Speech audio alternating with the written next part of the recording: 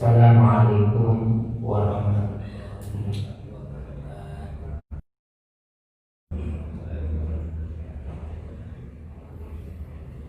Alhamdulillahirabbil alamin. Wassalatu wassalamu ala asyrofil mursalin sayyidina wa maulana Muhammadin wa ala alihi wa sahbihi ajma'in. Amma ba'd. Qabla biwasin qabul wa khatamtu ala famika bi fakhrir rasul wa tutafi'uni bi aysima aqul Allahu akbar. Asyhadu an la ilaha illallah wa asyhadu anna Muhammadan abduhu wa rasuluh wa la haula wa la quwwata illa billahil aliyyil azim.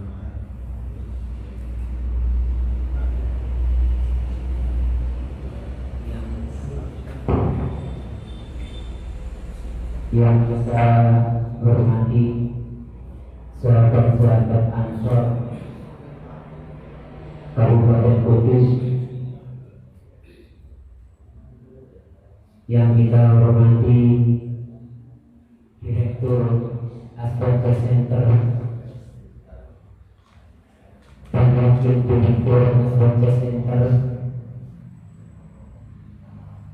Gus Umam beserta Gus Nasi dan hadirin semua. Semoga kita semua kedepannya bisa mengikuti perkembangan zaman, yaitu era revolusi yang keempat. Setelah keempat, kemungkinan nanti akan menuju era revolusi yang kelima. Tadi sudah disampaikan bahwa tantangan-tantangan bangsa Indonesia,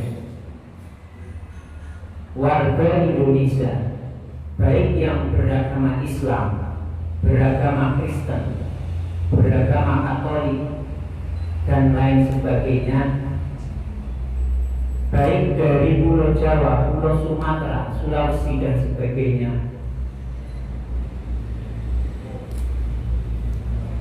itu kita sebagai rakyat Indonesia harus bersatu. Oleh karena itu, saya di sini akan sedikit memperkenalkan kitab tentang bela negara. Kitab ini sangat patut untuk dikaji di pondok pesantren, dikaji di ranting-ranting maupun di majelis-majelis taklim, khususnya bagi Nahdlatul Ulama. Kitab ini adalah karangan dari Gus Muhammad Said Kediri, putra dari Kiai Ridwan. Kitab ini berisi tentang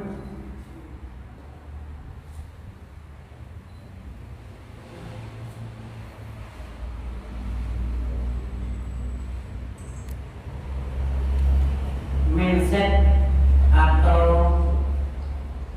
pola pikir sesat dalam bernegara di dalam Indonesia.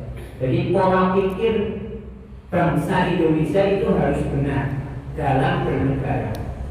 Yang pertama di sini dijelaskan waqad ya'taqada ma'dul muslimina bi annal mu'minina alaihi bi annal mu'minina ya la yajibu alaihi al-ihtimamu bi wadnihi wa annahu laysa mas'ulan bi amri wa qawlihi bal wajibu alaihi islahu dinihi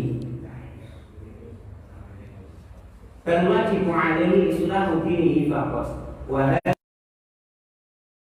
ada di kalangan atau di lingkungan kita sendiri beranggapan atau memiliki mindset bahwa orang Islam, umat Islam itu tidak wajib untuk memperhatikan masalah negaranya. Karena apa? Karena umat Islam itu tidak bertanggung jawab atas negaranya, tetapi bagi umat Islam itu hanya wajib memperbaiki diri untuk kehidupan akhirat kelak. Pola pikir yang seperti itu termasuk pola pikir yang sesat kalau menurut kitab ini. Karena apa? Ketika seseorang memiliki pemikiran bahwa orang mukmin, umat Islam itu tidak wajib memperhatikan negaranya dan tidak bertanggung jawab atas negara yang kita tempati ini, akan tetapi ia hanya wajib untuk memperbaiki agamanya saja dengan kita sholat, zikir, dan lain sebagainya tanpa mempertimbangkan kehidupan negara, maka ini adalah pemahaman yang salah dan merugikan.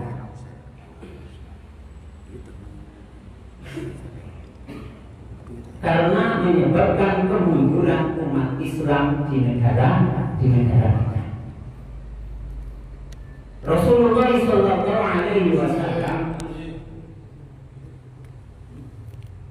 bersabda, "Man lam yahtama bi amril muslimina falaisa minhum." Siapa saja yang tidak memperhatikan perkara atau masalah-masalah umat Islam, maka ia bukanlah umat Islam. Fakama anna sholahal muslimina fi sholati watonihim, fal ihtimamu bi amril watani huwa haqiqatul ihtimami bi amri dinihim. Bahwa kebaikan umat Islam itu tergantung kebaikan negaranya. Maka memperhatikan masalah-masalah negara itu adalah hakikatnya adalah memperhatikan masalah agama.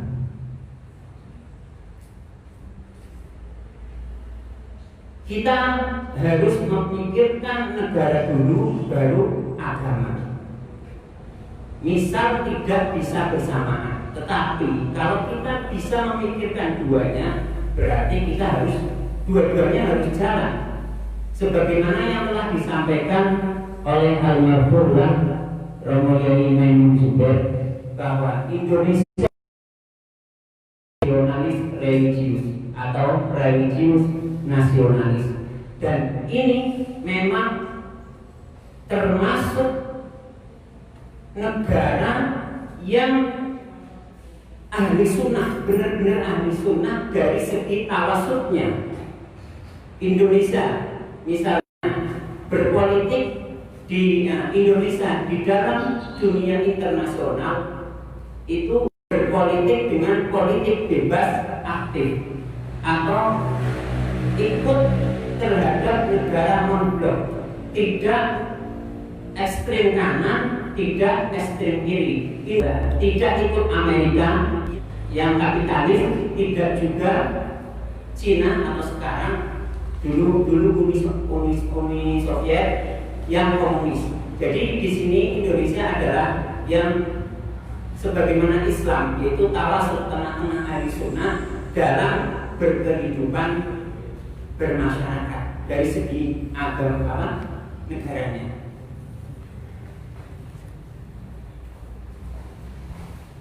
Bahwa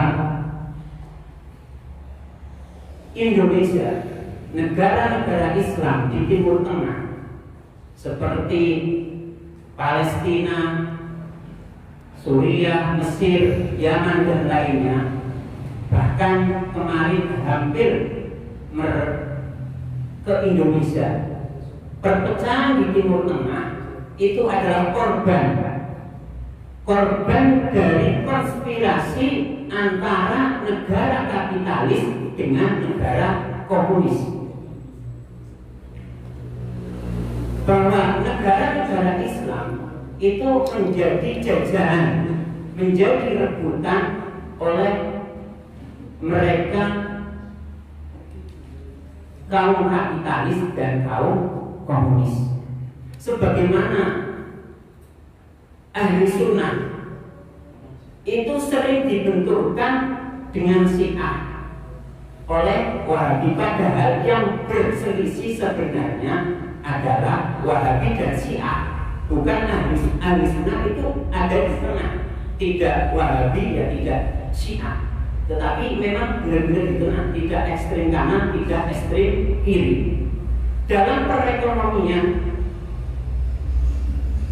pendidikan, politik, teknologi, sains, umat Islam, negara Islam itu kalah besar dengan negara non-Islam seperti Amerika, Cina.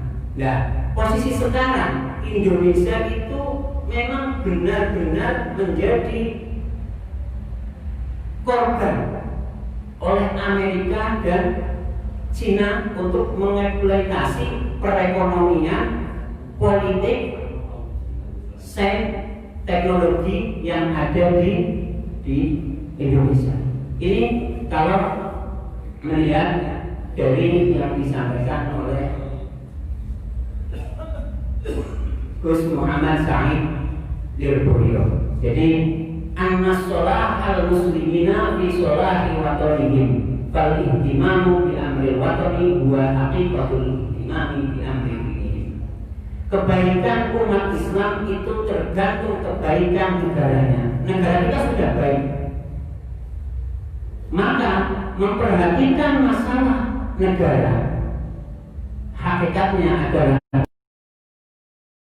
agama. Oleh karena itu kemarin pas demo 212 itu benar-benar NU itu berjuang sendiri, tidak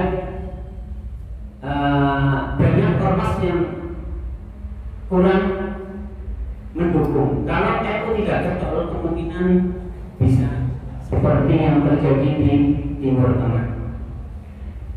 Yang kedua, bahwa mindset yang sesat dalam bernegara atau keyakinan yang salah dalam bernegara, wa tawakkuli wa zuhdi ala ghairi ma'naha wa bidalili anna dunya jannatul kafirin wa ansarafa ila winayati bi anfusiha wa ta'mili imaniha bi dzikri wal a'mali sholihati wa hadha i'tiqadun fasidun sababuhu jahlu.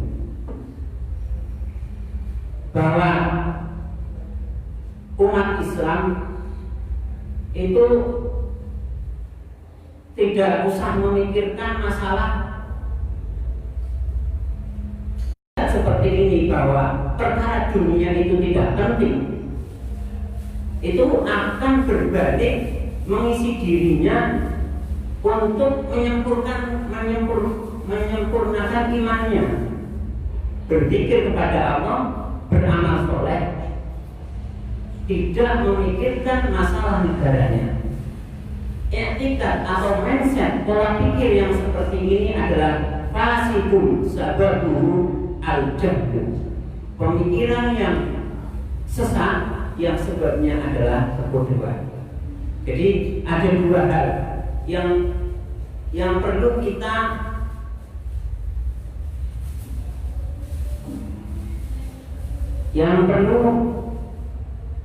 benahi. Yang pertama, bahwa kita bernegara itu wajib. Islam, tanpa adanya negara Islam di Indonesia, tanpa adanya negara Indonesia, maka kita umat Islam akan kesulitan untuk melakukan ibadah, untuk melakukan pengajian, untuk melakukan kegiatan yang lainnya. Oleh karena itu, kita tetap harus menjaga negara dari para penjajahan.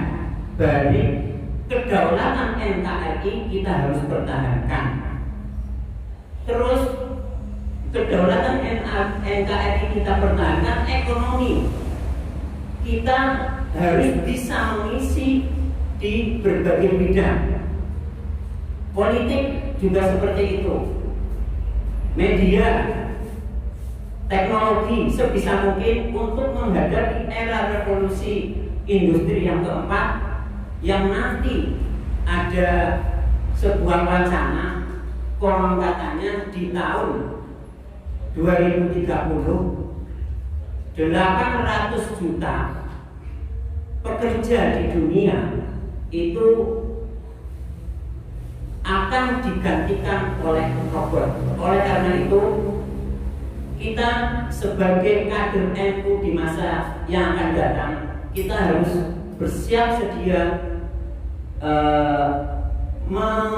menyesuaikan atau mengikuti perkembangan zaman, sebagaimana karakter Rasulullah SAW di dalam syarah Aqidatul Awam Basiron bizamani, bahwa Kanjeng Nabi Muhammad SAW paham betul cara menyikapi zaman yang ada.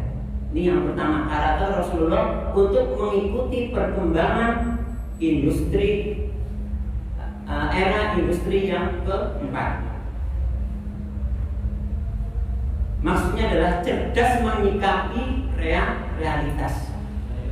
Yang kedua, karakter Rasulullah SAW dalam menghadapi era revolusi industri yang keempat adalah pindah ala syahri, menerima kondisi yang ada dengan tetap mengikuti dan berusaha tanpa menyerah. Yang ketiga adalah hafizun lisanihi, menjaga lisan kita. Lisan kita dijaga, kita gunakan untuk menyampaikan sesuatu yang benar. Oleh karena itu, untuk menghadapi era revolusi industri, kita sebagai kader NU harus mulai mengkader. Dan ini kalau saya lihat sudah dilakukan di berbagai kepengurusan di Nahdlatul Ulama, mengkader orang-orang yang memang memiliki keahlian dalam bidang teknologi, dalam bidang ekonomi, dalam bidang sosial, nanti dalam bidang politik. Dan ini adalah tantangan kita ke depan yang harus dipersiapkan. Mungkin hanya itu. Dan saya harap kitab Ad-Difa' 'Anil Watan ini, Ad-Difa' 'Anil Watan min ahammil wajibat 'ala kulli wahidin minna, ini bisa dikaji di setiap ranting. Karena apa? Di sini nanti akan menumbuhkan sifat menumbuhkan pola pikir atau mindset, keyakinan bahwa hidup itu harus bisa bahagia dunia dan akhirat. Harus bisa bahagia dunia dan akhirat. Sebagaimana doa yang sering kita ucapkan, yaitu Rabbana atina fid dunya hasanah wa fil akhirati hasanah. Antara negara dan Islam, negara dan Islam, negara adalah dunia, Islam adalah akhirat. Kedua-duanya itu harus diperjuangkan. Oleh karena itu, semoga NU ke depan semakin bisa menjawab tantangan yang ada. Amin amin ya rabbal alamin. Cukup sekian dari saya. Wassalamualaikum.